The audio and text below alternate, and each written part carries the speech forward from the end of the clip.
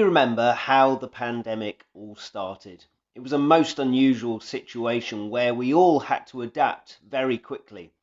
For those in employment, it was suddenly working from home or experiencing furlough. For those who were shielding, it was figuring out how to get those essentials without leaving the house. Schools had to adapt by figuring out how they could send work home and keep their pupils learning during the lockdowns. Very quickly, everything changed for everyone. We had no choice. Now, as we said last week, for churches there were essentially two responses. The first response was to mimic. So everything that they had normally done in person was mimicked with an online version. So if a church previously had two services, they would run two online services, often filmed from within the building for further mimicry. If they previously had a coffee morning, they would put out a YouTube video at the same time as their coffee morning, a video for their toddler group, a Zoom session for every home group that they had, kids groups, youth groups, all online, and so on. Now, there's nothing necessarily wrong with that first response. It's certainly time consuming and requires a lot of person power. It also implies that we intend to carry on as if nothing has changed. The second response is the response we have made. This response was to reinvent. Now, this wasn't a carefully thought out response on our part, but considering we were facing a big uncertainty where everything was changing and no one knew how long it would be for, this response is to let everything that was previously happening come to a halt, and then to reinvent the way that we are doing things based on what we really need and what we can actually manage as well. So for us, all of our midweek groups have closed down. We've only run one online service, and that wasn't filmed in our building. Our life groups have been shelved. We've introduced occasional evening courses and prayer clusters as time has gone on. And the closest we've got to the first approach is that our BWF ladies have kept up contacting people, and Revolution Youth Group have been running a series of studies on Zoom just recently. And we've also had a few videos from Jelly Tots as well. Now, all of those have been fantastic and great to have in place, but everything else has pretty much been reinvented. Now, there's nothing necessarily wrong with this second response either. It has allowed us some time to think about what we really need to have in place during this crisis. It has given us space for adapting to the new ways of doing things as everything has changed. And it has been manageable, especially given the pressures that many of us have been under. It's upfront, as you do it this way, that everything has changed and that we have needed to adapt. Now, in one sense, if you boil it down, the message of the mimic approach is we're carrying on as normal. Whereas the second approach of reinvent, the message is everything is different. So they are the two approaches, to mimic or to reinvent. And as things get back to normal, or to a new normal at least, what will that mean for the two approaches? You might think it would be easiest for the mimic approach in a post-pandemic world. After all, they can just resume everything that they were doing beforehand. But having moved everything online, a church might find that there just isn't enough momentum behind what they were doing, so that it simply can't move back to being in person, or as they try, it just doesn't gain ground. So as the mimic approach tries to resume normality by going back to it, it may still require a lot of building work. It just may be a lot less obvious beforehand what the building work is. For the reinvent approach, as we have done, it's upfront that the way that church has been done beforehand is all but in ruins, and that for the pandemic, most things have been done differently. And credit to you as a church, you have coped incredibly well with such a rapid rate of change. But for the reinvent approach, moving beyond the pandemic, it recognizes that there needs to be a lot of rebuilding, which may result in the church looking very similar to how it was before, or potentially quite different as well.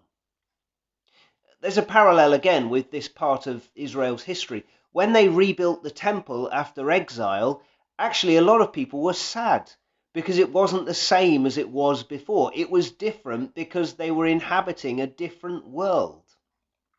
So look, whatever a church's approach has been, whether to mimic or to reinvent, rebuilding requires planning.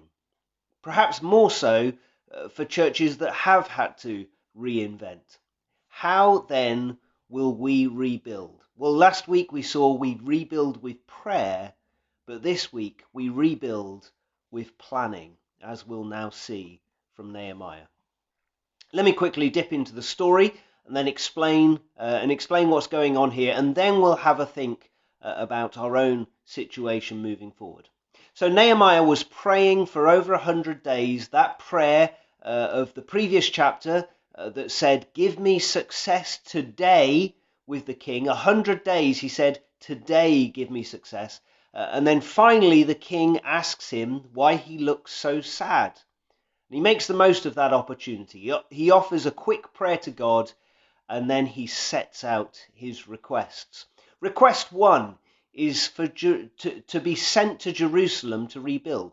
Request 2 is for royal protection. Request 3 is for permission to get some supplies. Now those requests seem pretty gutsy to me. This is a pagan king who has previously ordered that the rebuilding that they were doing be stopped. And he's asking for a leave of absence from his work that is core to the king. And he's asking for this king to be generous as well. But Nehemiah knows that the Lord is with him. As he has asked in prayer, so the Lord answers by moving the king to say yes. And so Nehemiah goes. Now God's mission centers around one who would put themselves out of a position of comfort into a position of jeopardy in order to restore a people to God. That's what Jesus does in leaving heaven, where he was perfectly comfortable, to face injustice at the hand of humanity in order to bring people to forgiveness in God. And that's the good news that everything we do centers around. That's what Nehemiah is modeling here. He leaves the comfort of palace life, puts himself out there, potentially in danger, certainly with the king as he asks to go on this mission, and then on this challenging mission itself, and all so that he can restore God's people in Jerusalem. So off Nehemiah goes, with his entourage from the king, guards and advisors. He gets to Jerusalem, and after 3 days, presumably to rest up, he sets out. He takes a look at the walls. He conducts a survey in the middle of the night so that no one knows what is going on. And after he's taken some time to carefully investigate the situation, he finally then says to the people, let's rebuild. And they say yes, and they crack on. So that's the story. That's what we're learning from them for our rebuilding, as we're centered and guided by the gospel that Jesus has come and restored us to God through his suffering. So let's now think about how we learn from Nehemiah and his planning. First thing to guide us is that we must be opportunistic and strategic. What a God-given opportunity Nehemiah had. He's the most powerful man in the world, this king. And at the time, the king simply says to him, what's on your heart? What do you want? God is clearly behind this. And Nehemiah, partly because he's been praying for over 100 days and it's been on his mind, he is able to make a sudden opportunity. He's able to make the most of a sudden opportunity that's presented to him. He is opportunistic in that when this opportunity comes, he takes it. He doesn't miss out on what God gives him right in front of him in this moment. But at the same time, he's very strategic in his thinking, in what he asks for from the king. He's being strategic. Then in Jerusalem, as he walks around the walls, rather than jumping in straight away with the rebuilding, he stops and he thinks. He's strategic in thinking what exactly needs to be done here with the rebuilding of the walls. Where are the gaps? Where does the wall need to be built up and strengthened? What gates need to be there? So being both opportunistic and strategic is hugely beneficial. In being opportunistic, we simply see what is God putting right in front of us that we shouldn't miss. Now, those opportunities might come very suddenly. We might have to respond in a moment with a quick prayer like Nehemiah did. But it certainly also involves us taking the time to think. What do we need to do? What can we do? And notice none of this is about personal preference. It's not about what I want to happen, what my needs are, what can the church do for me. In the bigger picture, it's all about God's purposes amongst his covenant people. Now, during living memory, many churches in the UK have fallen into similar patterns. 2 Sunday gatherings, prayer meetings, home groups, youth, children, tots, young adults groups, and older people's ministries. And so the list goes on. Now, none of these things are specifically commanded in the scripture in the way that we have been doing them and other churches have been doing them. Now, that doesn't mean we shouldn't be doing them, but doing anything in the way that we have been doing is not exactly essential and necessary. But lying behind all of those specific patterns that aren't necessarily required are the principles that are required. Just very briefly, have a look at the end of Acts chapter 2. I'll pop it up on the screen.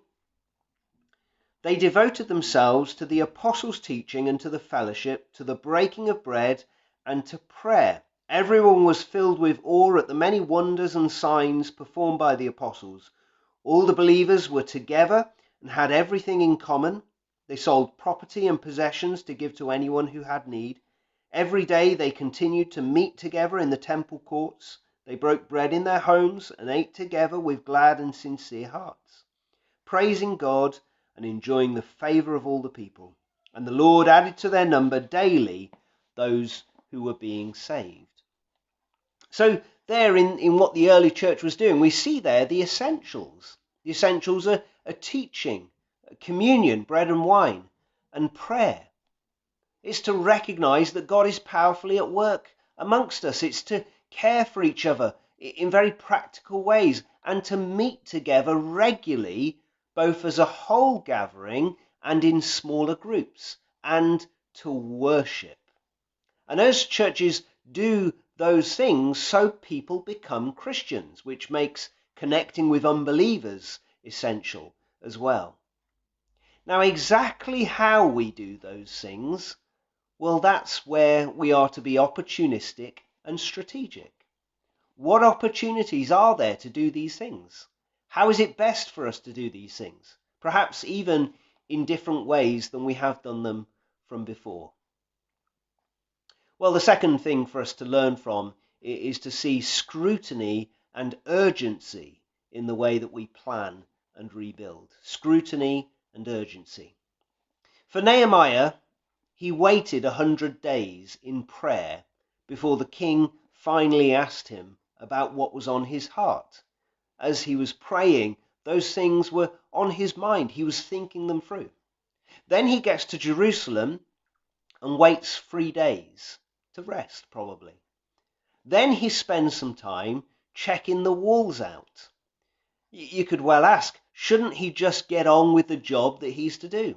This is an important task after all. Well, yes, it is important. And that's why it's so important to try and get it right by taking the time to do the analysis, the scrutiny.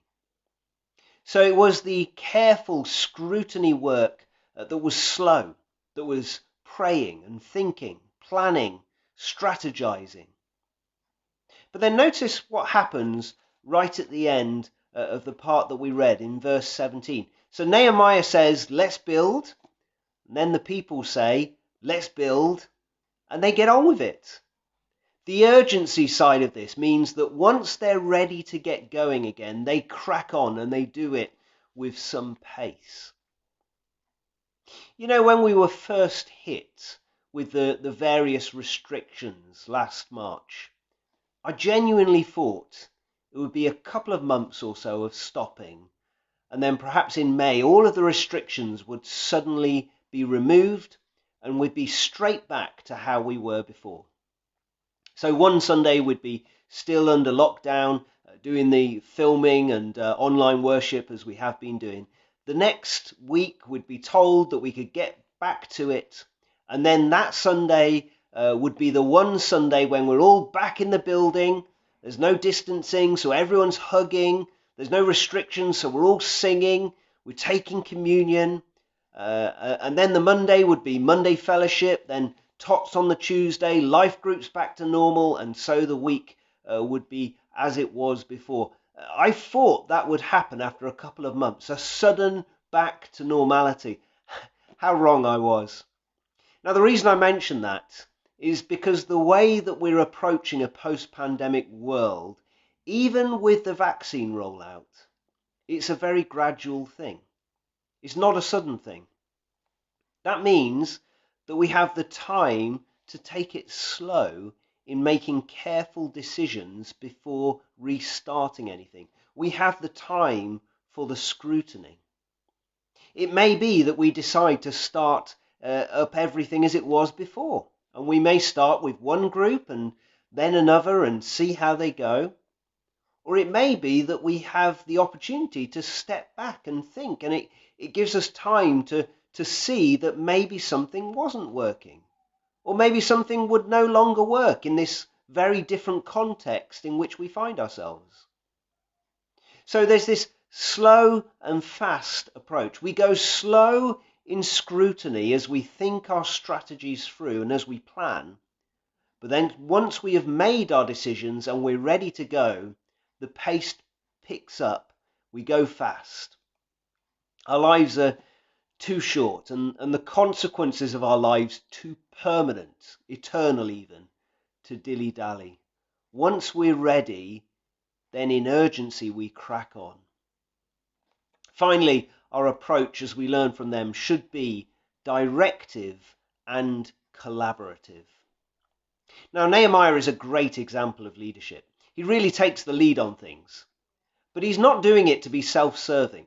He's doing what God requires of him, and he's doing it in such a way that it serves the community. And that is Christ-like leadership, just as Jesus came to serve others and lay down his life for them. Nevertheless, he did need to make decisions. Nehemiah did. But when it came to implementing them, he didn't build the walls by himself. He delegated, and he made it a real team effort involving the whole community. But more on that next week. The point here is about decision making and planning. Now, one of the core functions of leaders in the New Testament and in the church is to come up with visions and plans and strategies. Leaders bring focus to the general ideas of what things should happen in a church community. And those visions, plans and strategies absolutely should be shaped by the Word of God, such as by Acts chapter 2. Now, that doesn't mean that decisions should be made by the leaders alone and then forced upon everyone else. There was a sense in Nehemiah of the people coming together in a unified plan by the end of it. They all know that they should rebuild. So there should be a dynamic, there should be a dialogue of those who lead and those who don't, in recognizing together where God is directing a church to go. Now, we're all going to get that wrong at times. And I hope you'll forgive us, those of us who are leaders, for times when we do get it wrong. We've made mistakes over the course of this last year during the pandemic, and I'm sorry for those. We'll continue to make mistakes. and I hope you'll continue to be generous in your forgiveness as you have been. But please don't doubt that our intentions are right. We wish to follow Christ in servant leadership, carrying out God's purposes. I'm always thankful that even when we make mistakes, even when I make mistakes, God is able to redeem even those mistakes for his glory as he brings all things under Jesus. So as we make decisions, we need to come up with visions, plans, and strategies. And by all means, we want the church community to feed into that as well. Now, Nehemiah had his reasons for keeping things secret, but those reasons don't apply here. There are no hidden agendas, and we love to hear suggestions. We love to hear how you feel about things, ideas that you have. All of those things are very helpful. But as we hope there will be a coming together of the church united around a core vision, so we hope that then there will be a collaborative effort in implementing that. And that is where we're going next week. Let's sing once more, O Church Arise, and then we'll come back together for prayer.